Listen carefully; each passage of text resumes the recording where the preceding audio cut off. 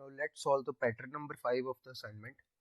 The pattern number 5 is a combination of two patterns, which is our question number 2, this upper part, the right angle triangle, and question number 3, the bottom part, inverse triangle. Let's see how to print this pattern. So to print this pattern, we will divide into two parts. This is our first part and this is our second part. So for the first part, we will copy paste the code of our second question. It will remain same, no changes will be there. But in second part, we will make some slight changes. We can see that our second part was our question number 3, which was inverse triangle pattern, was something like this for n is equal to 5. But here our first row is missing.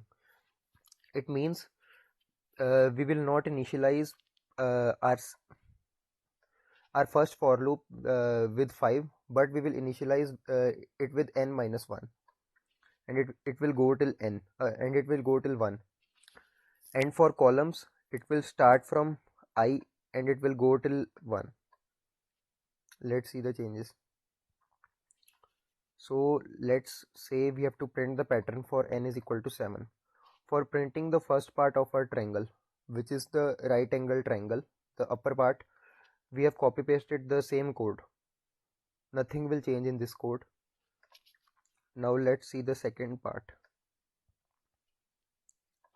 See here, if we do something like this, it is the same copy pasted code of the question number 3. Let's try to run this.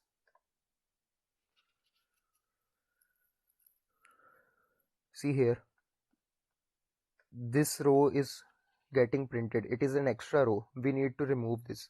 So the only change we will make here is we will do n minus 1. Now let's try to run this.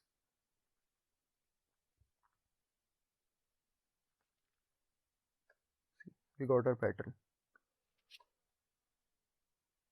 Let me edit this and tell you.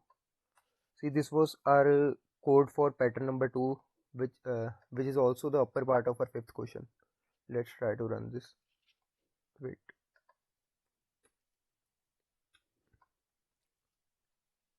N is equal to 7. See, our upper part got printed. Now let's add the code for our lower part.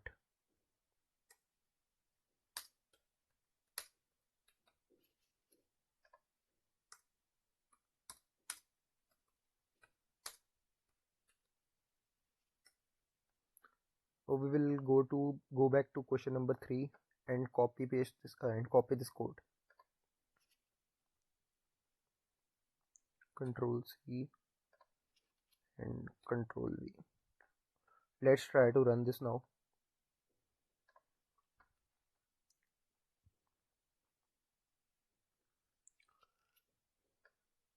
We are getting a pattern, but here this row is extra. We need to remove this row. To remove this row, we will just do n minus 1 in our outer for loop, n minus 1. So our this row will get deleted and we will get the desired pattern.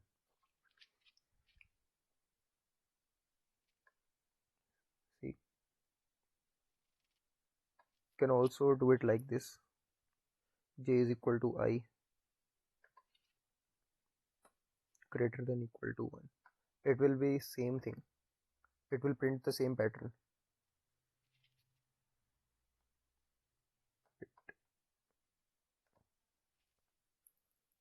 J minus minus.